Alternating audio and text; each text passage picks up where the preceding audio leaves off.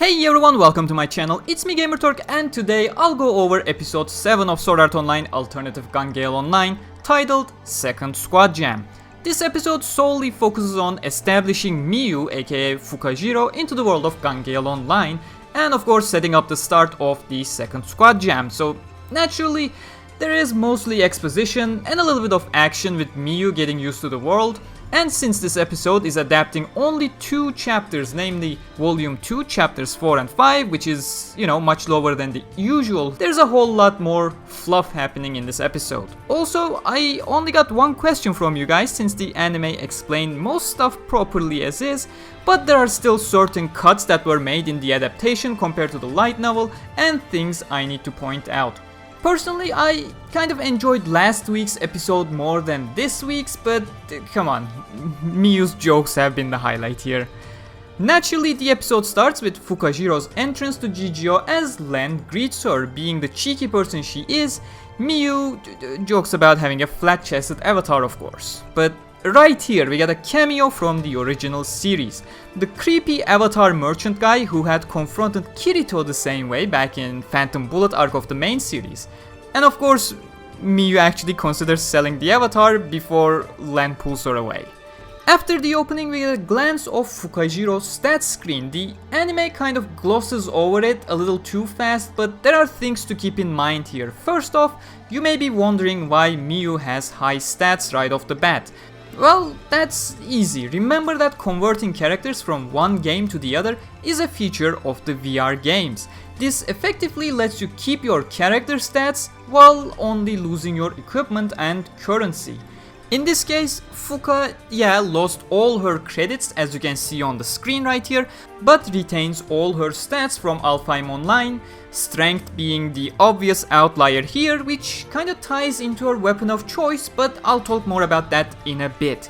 As LLENN suggests to give some of her credits to Fukaziroh, Fuka refuses, saying that the money is for Kanzaki Elsa's concert when she comes to Tokyo. This obviously, yes, is another blatant name drop for the mysterious singer, but also ties into the real life value of GGO credits. Remember that GGO has real life money auctions available, so there are even some people who play GGO to make money out of the game. Effectively, LLENN is saving money for a chance to get a Kanzaki Elsa concert, which is also a neat detail considering in the earlier episodes, in episode 2 if I'm not mistaken, we heard about Karen's parents not allowing her to work part-time, so that's one way of cheating the system. And maybe, just maybe I'm looking too deep into this, but this could also be a reference to how M keeps finding loopholes in Pitohui's plans, as he is clearly cheating the systems Pitohui establishes all the time, which is effectively what LLENN did right here. We also get the backstory of Fukaziroh's name, which was the name of her deceased dog. As the anime subs explained, Fuka is the Japanese word for puppy and Jiro means second son, considering the dog was male and was her second pet. But of course, LLENN decides to ask M for help regarding the credits issue, while Miyu decides going for some skirt chasers. Like, there are no sane people in this series, everybody has their issues. This is followed by M giving Fuka 10 million credits. Knowing 100 GGO credits is about 1 Japanese yen, and about 109 yen is 1 US dollar. In today's exchange rates, of course, M just dumped about $917 to Miyu just to ensure LLENN succeeds. Kind of a small price to pay to, not get murdered. And of course, the scene is, again, won by Fuka's comments, as well as the next scene that's gonna come up, where she buys her grenade launchers, and this is where her stats that we saw earlier come into play. As a strength main, Fukaziroh can carry a lot of weight, and grenade launchers tend to be on the heavier side of things, let alone Fuka being able to carry 2 of them at the same time. Being more of an explosion fan, Fuka's reactions here are priceless, and how she refers to M as their sugar daddy, she just, steals the spotlight every time she speaks. But in the process, she also allows the merchant to remove the sights, so while I have no knowledge of the specifics, I honestly wouldn't be surprised if this comes back to bite her in the ass in one of the future episodes. Sure, when you have bullet lines, especially with a grenade launcher, sights may be somewhat less useful, but the immediate disregard of the sights makes me feel like it's gonna be important somewhere.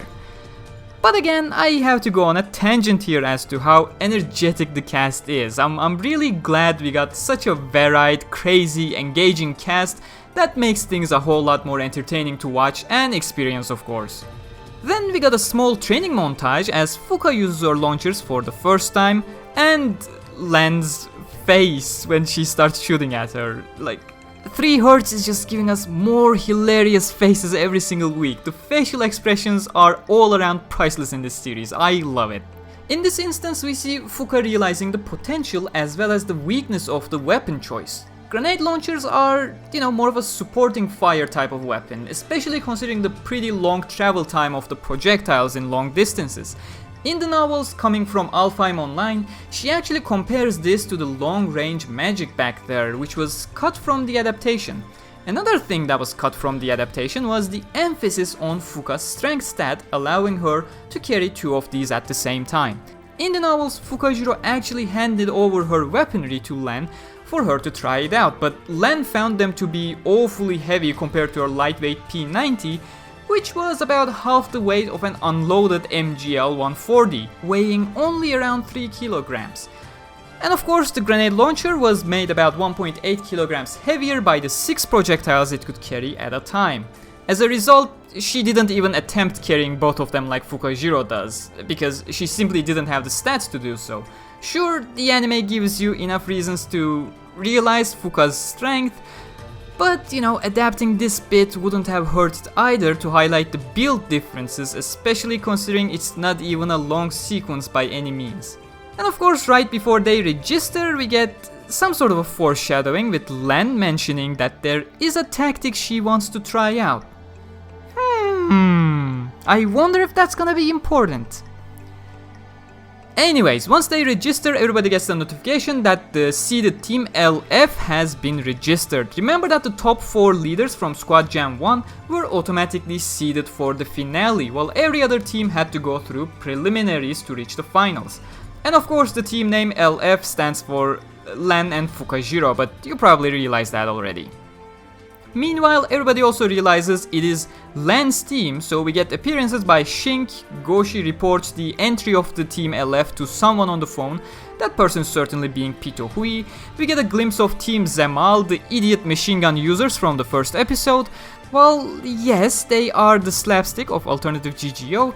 They should have at least one shining moment in the future episodes, so we can see that they are not totally useless. But we will see if the anime decides to adapt any of that, since, they're kinda running short on time to finish the arc. And we see LLENN's determination right here, whose words once again signify the ridiculousness of the situation, similar to the last episode's post-credit scene as she says, "I'm going to kill her and then save her." I love the ridiculous stuff. Next scene, we get to see the changes to Squad Jam 2 based on Squad Jam 1, while LLENN and Fuka are watching the preliminaries. I really like this bit, mainly because it just shows that the devs are humans as well. Not every single thing they come up with is perfect, and they react based on what they see. There are 2 main changes in Squad Jam 2. First off, you can now see the team name of the leader that shows up on the satellite scan, which I'm pretty sure is gonna be pretty damn important at both teams finding each other. The other one revealed at the end of the episode, so I'll talk about that at the end of this video. But here we get to see the name of Pito Hui's team, PM4. Now, the non-Japanese viewers are probably scratching their heads on Fuka's explanation about the name meaning the death of Pito Hui and M, because there is nothing suggesting such an interpretation in the name for us, the non-Japanese viewers, so I'll just explain the name properly myself. The PM part is pretty obvious, same as LM or LF, P stands for Pito and M stands for M. The 4, however, is a play on words. While 4 does indeed refer to the other 4 players filling the team, but more importantly, the kanji used for the number 4, she, is pronounced the same as the kanji for death, again, she. And of course I gotta mention that we get another name drop for Elsa, as Fuka asks LLENN to pay her back by getting the best tickets for a concert, and LLENN says that it may be too difficult. And here we get my favorite scene from this episode, Miyu being a little bit late due to all the ice cream she ate right before and finds herself in a bit of trouble.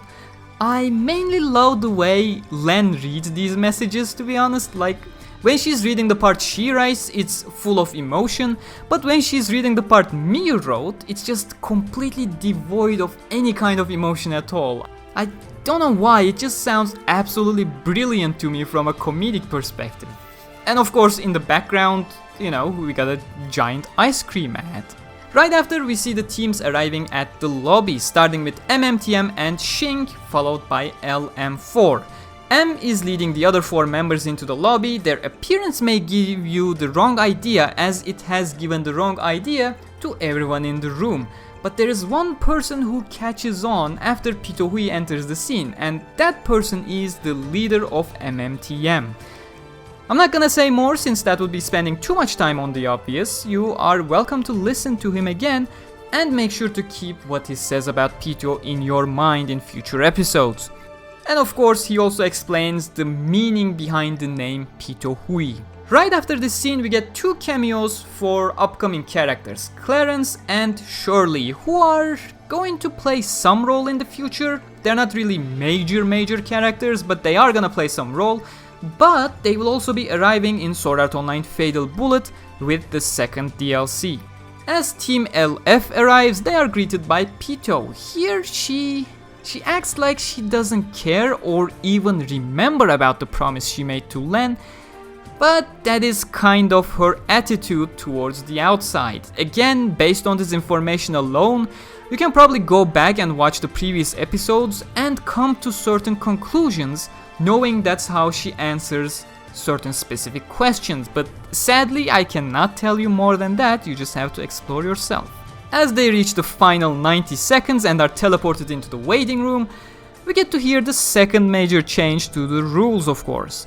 Satellite Scan Terminal is no longer an immortal object following the events of the first Squad Jam, which is such a realistic dev scenario that I love it so much. In the first Squad Jam, the devs wanted to make it fair and ensure everybody would have a satellite scan at all costs in all cases, so they made it an indestructible object, just in case, you know, if something unlucky would happen to it.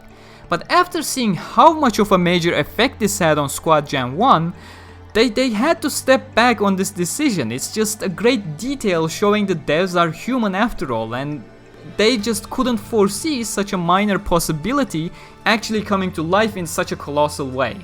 I like mentioning all these small consistency details, mainly because these are the kinds of stuff that really shows care in a product, if you ask me. They just ground the series much more in reality for me. And of course, last but not least, Fuka names her guns. For once, I understand why they translated the Japanese names here into English. Since, you know, there's a reason tied to their names, and leaving them in Japanese just wouldn't work in any way outside of Japan, similar to PM4 situation, leaving everybody wondering about Fuka's explanation about death and stuff. Anyways, the joke here is obviously based on the localized names, is that she doesn't really name the guns individually, she just names them based on which one she is holding in which hand. But for those of you who want the original names and literal translations of the original names, Rightani is Migita, which literally means right boy, and Leftania is Hidariko, which means left girl. And right after that, it is, you know, mostly foreshadowing. In fear of spoilers, I didn't go in depth with the meaning of these, I didn't ask anybody who read the novels, but I still can make an educated guess. And remember, this is just a guess, but it is an educated guess, so it may as well be true. LLENN mentions that M will probably be using the same sniper as well as the shield from last time.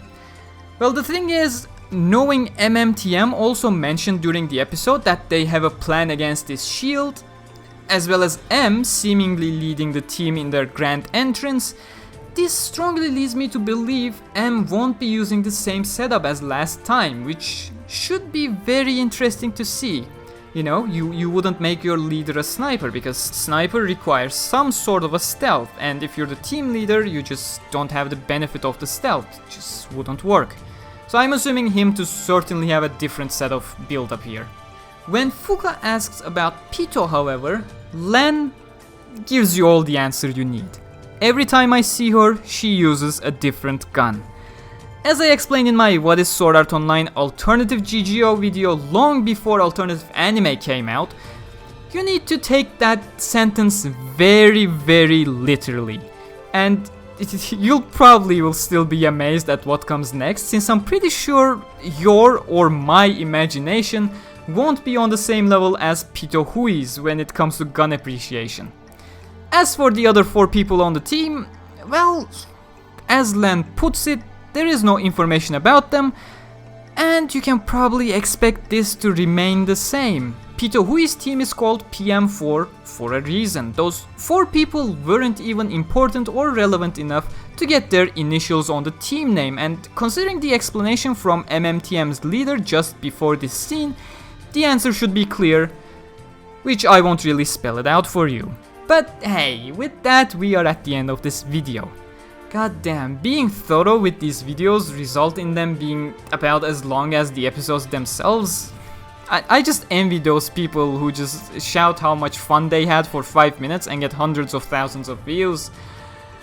If it wasn't clear, yeah, I'm kinda jealous, but what can I do? I'm not here to share fluff, I aim to provide actual information, and I hope the small audience I have here appreciates that. So once again, if you watched the entire video, please do let me know in the comments by telling me which character so far is your favorite out of the 4 main characters and why.